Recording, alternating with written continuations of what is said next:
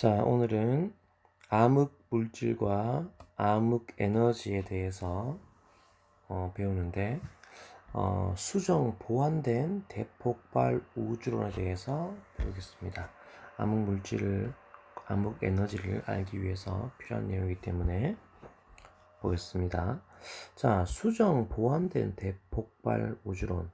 우리가 그 가모브가 주장한 대폭발 우주론, 우리는 빅뱅 우주론이라는 말이 더 익숙하죠. 대폭발 우주론이 두 가지 증거에 의해서 받아들여집니다. 과학계에. 첫 번째가 우주 배경 복사죠. 우주 배경 복사. 두 번째는 수알륨의 질량비가 3대 1로 예측했던 바와 똑같이 우주에 분포한다는 게 알려집니다. 자, 근데 이게 결정적인 게 이거였죠. 우주 배경 복사. 근데 우주 배경 복사라는 게 그 후로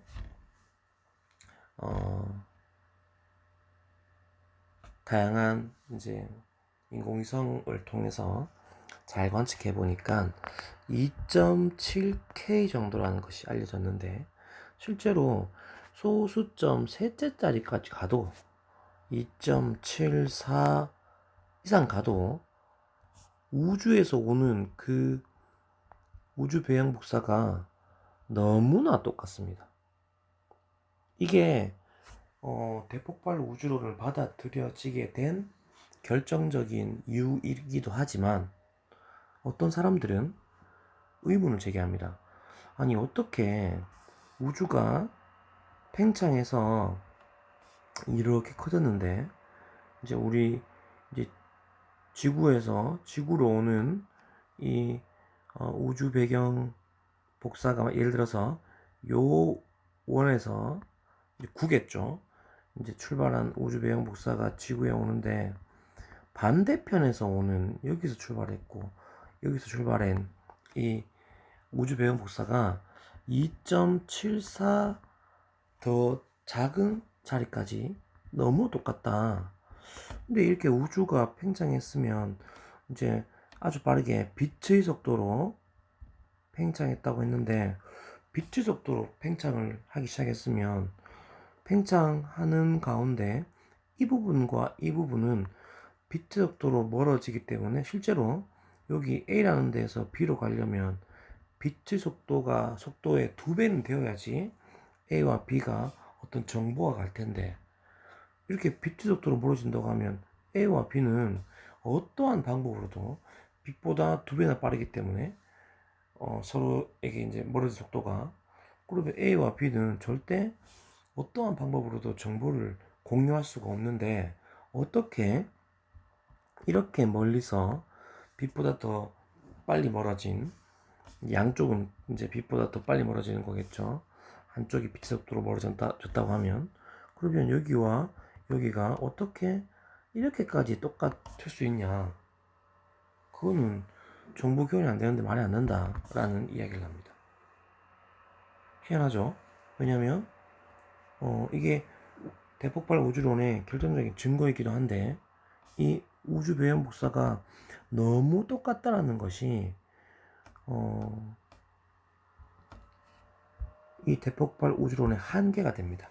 이게 바로 지평선 문제라고 어렵게 불리는데, 쉽게 말하면 우주 배경 복사가 모든 곳에서 오는 게 너무 똑같다. 그건 이상하다 라는 이야기입니다.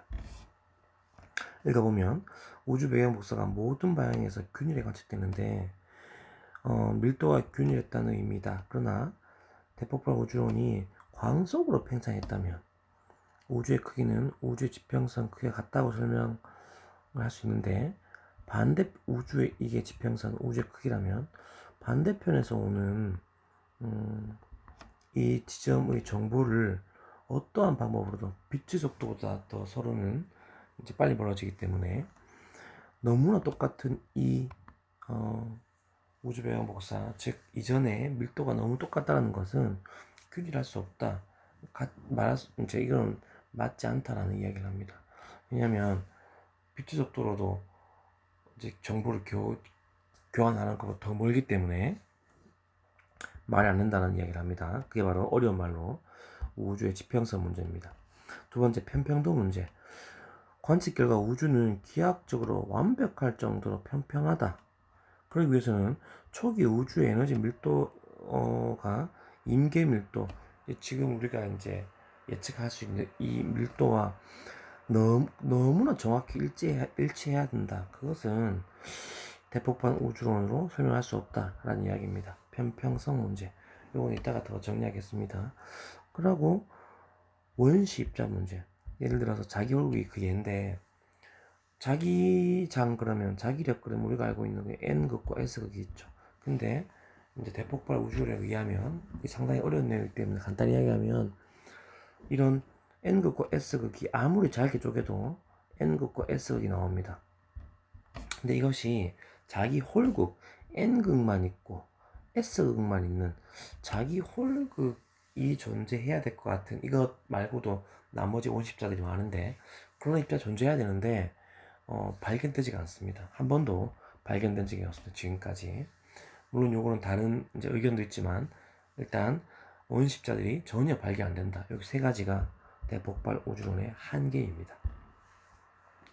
그래서 지평 문제는 아까 말했던 것처럼 이 우주 배경 복사가 여기는 지금 빨갛고 파랗게 다르게 표현되지만 실제로는 이게 마이크로 K입니다.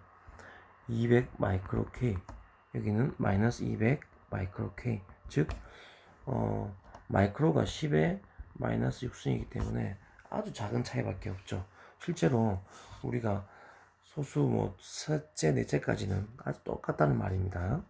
그래서 이런 것들이 우주 배경 복사가 오는 게 아주 멀리서 오는데 빛의 속도로 멀어졌다면 빛의 속도로도 서로 정보를 공유할 수 없는데 어떻게 이렇게 똑같냐, 이런 이야기고, 그다음 편평성 문제는 아까 말했던 걸 이제 우주 배경 복사는 지평성 문제라고 부르고, 편평성 문제는 자 과학자들이 이야기한 임계 밀도는 바로 이 값입니다.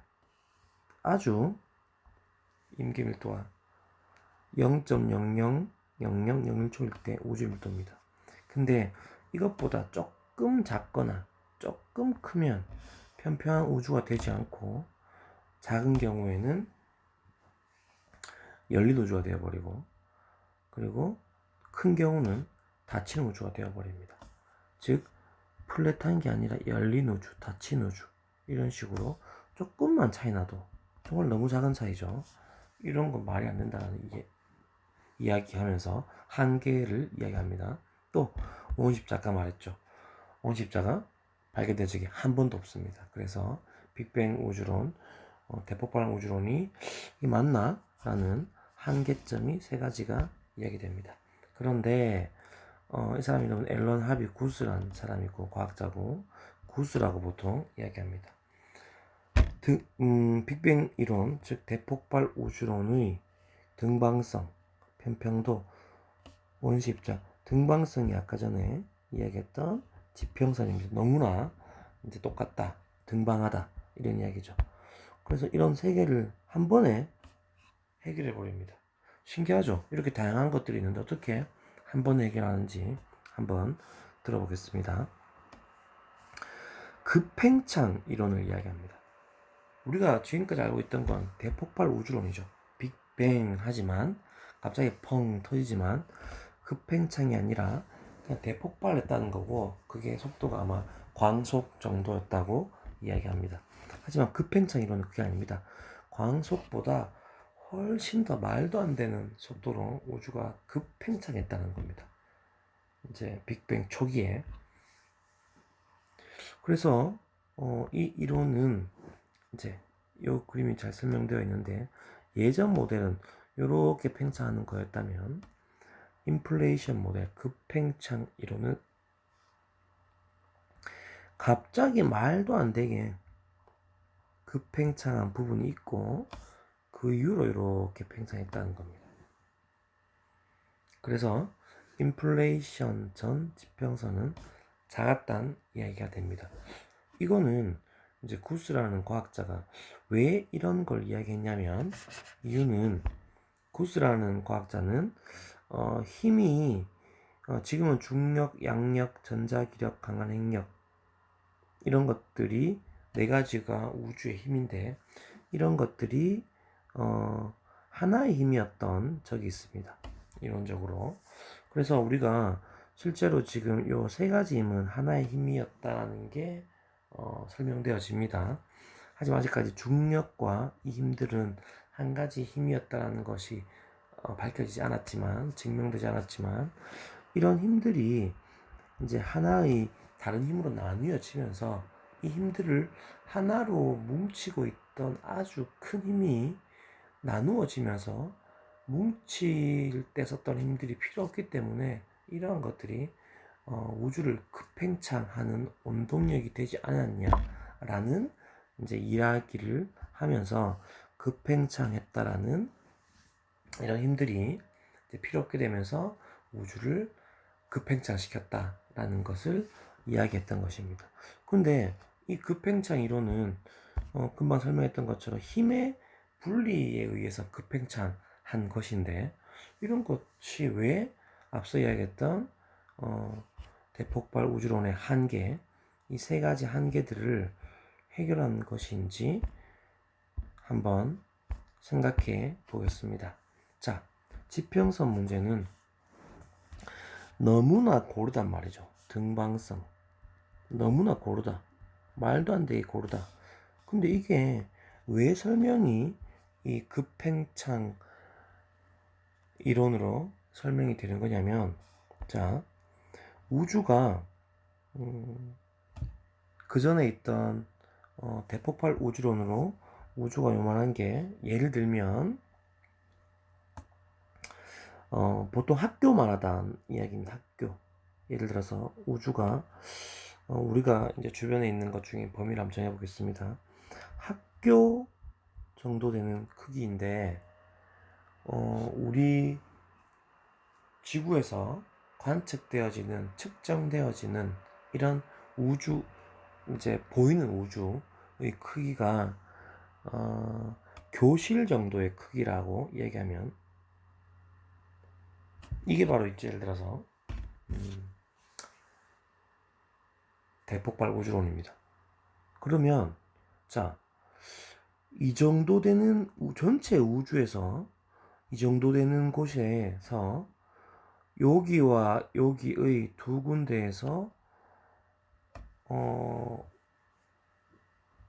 온도 차이가 2.74 땡땡까지 너무 똑같다라는 것은 약간 이상하다는 이야기입니다. 빛의 속도로도 서로 이제 정보를 줄 수 없는데 너무 똑같은 게 이상하단 말입니다. 그러면 이게 급팽창 우주론이라면 과연 어떻게 이게 설명되어지는지 한번 설명 들어보겠습니다. 학교에서 교실 정도의 크기 양쪽이 다른 것은 학교 전체가 이제 거의 같다라는 것과는 같다라고 설명하는 것이 조금 이상하다라는 이야기인데, 전체는 다시 설명하겠습니다. 전체는 다른데 이 교실 정도 되는 크기 양쪽은 전체에 비하면 꽤 큰 범위이기 때문에 여기서 양쪽이 다르다는 것은 말이 안 된다고 이제 한계를 이야기했던 것입니다. 급팽창이면 학교가 아니라 이 우주가 아시아 정도의 크기입니다. 아시아 정도의 크기에서 우리 교실 정도, 즉 우리가 관측하는 크기, 지구에서 관측 가능한 크기가 교실 정도라고 얘기했죠. 교실 정도가 학교에서 교실이 아니라 급팽창에서 우리는 학교 정도라고 우주를 생각했지만 그게 아니라 아시아 정도만큼 큰 겁니다. 왜? 초기에 너무 급팽창했기 때문에 아시아 정도만한 우주가 되는 겁니다. 거기에서 교실은 여기 원이 아시아라고 표현하면 아시아에서 우리나라에 있는 교실 하나의 크기는 얼마나 할까요? 요 점으로 찍는 것보다 더 작을 겁니다. 말도 안 되게 작을 겁니다.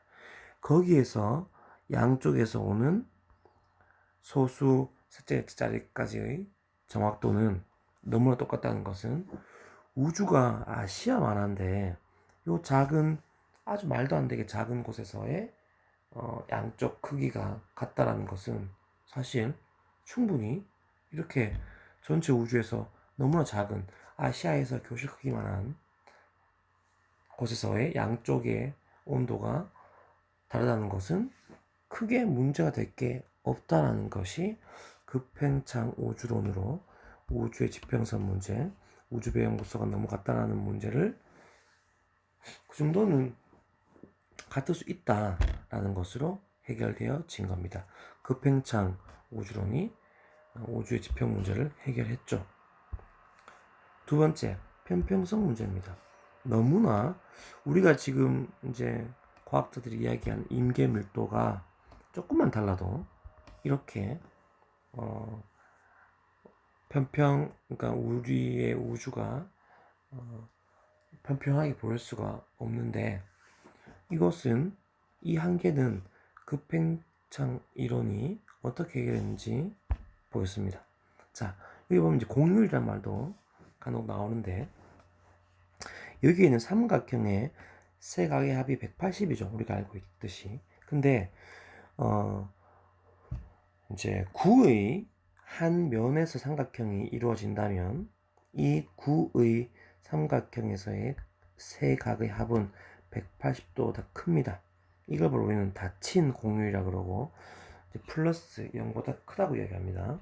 그 다음에 말 안장처럼 오목하게 들어가는 삼각형에서는 세 각의 합은 180도가 작습니다. 이게 바로 열린 공간이라고 얘기하고 공률은 0보다 작습니다. 자, 근데 우리 우주가 우리가 지금 관측하는 우주는 너무나 플랫한 편편한 공률이 0인 우주입니다. 그런데 이게 급팽창 이론으로 설명되어졌다고 하는 말은 무슨 말인가? 급팽창 우주로 보는 우주는 너무나 큰 우주이기 때문에 우리가 그 전에 대폭발 우주론으로 생각했던 우주보다 너무나 크기 때문에 여기 있는 이 이제 구의 공률을 보겠습니다. 자, 확대를 해보겠습니다. 여기 공률을 보면 당연히 이제 볼록한 게 보이죠. 확대를 해보겠습니다. 조금 볼록한 게 보이죠. 확대해 보겠습니다. 조금 그래도 볼록한 게 보이나요? 하지만 더 확대하면 이 부분은 전혀 볼록한 구의 일부라는 사실을 알 수 없습니다. 그렇죠. 확대를 계속하면 구의 일부라는 걸 알 수 없습니다. 우리가 이제 수평선을 보면 이제 지구에서는 바다가 대양이 이렇게 볼록할 텐데, 우리가 보는 바닷가에서 보는 수평선은 아주 편편하죠. 그것과 똑같은 원리입니다. 이것처럼 우리가 이렇게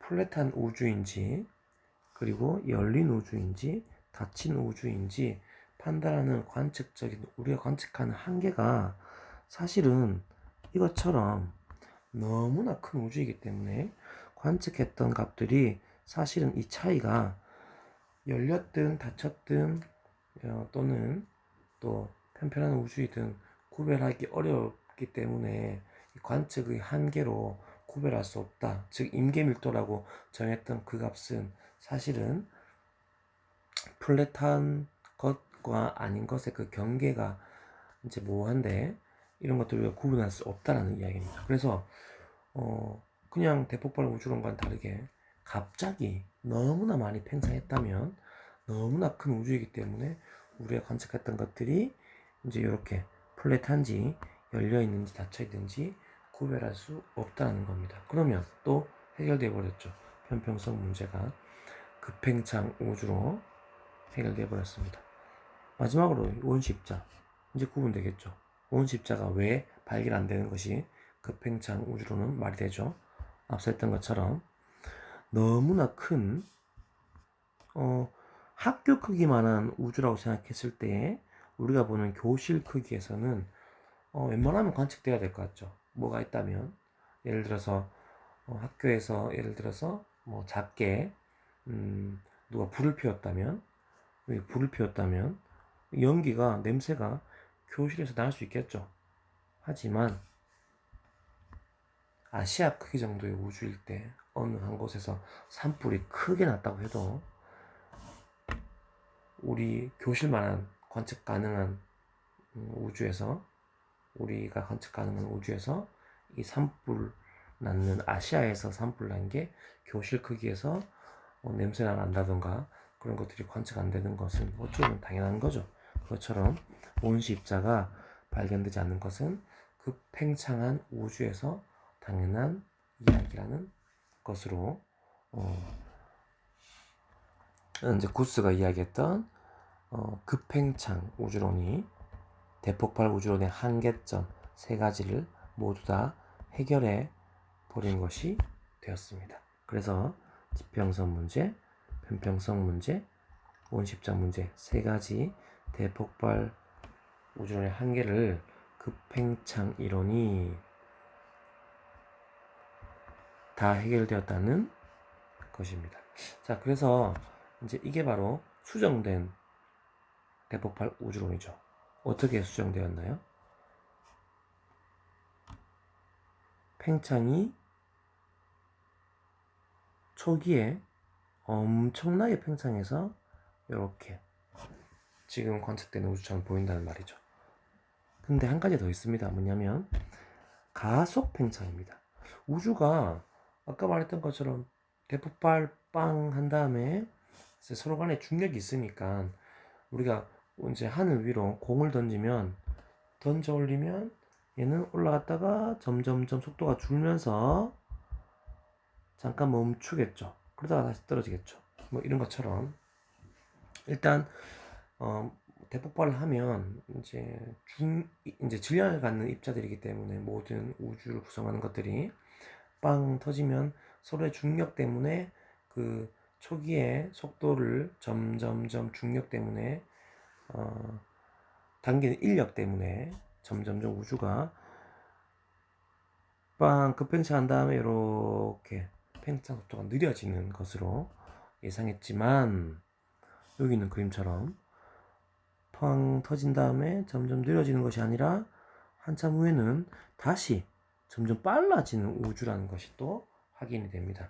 이것은 초신성을 관측한 결과 우주의 팽창 속도가 점점점 빨라지고 있다는 것이 확인되면서 이제 수정 보완된 대폭발 우주론을 정리하면 초반에는 그냥 이제 대폭발 우주론이 아니고 급팽창 했고 마지막 이제 팽창에서 점점 시간이 지난 이후에는 또 가속 팽창하고 있다는 것이 이제 대폭발 우주론이 수정 보완된 것입니다.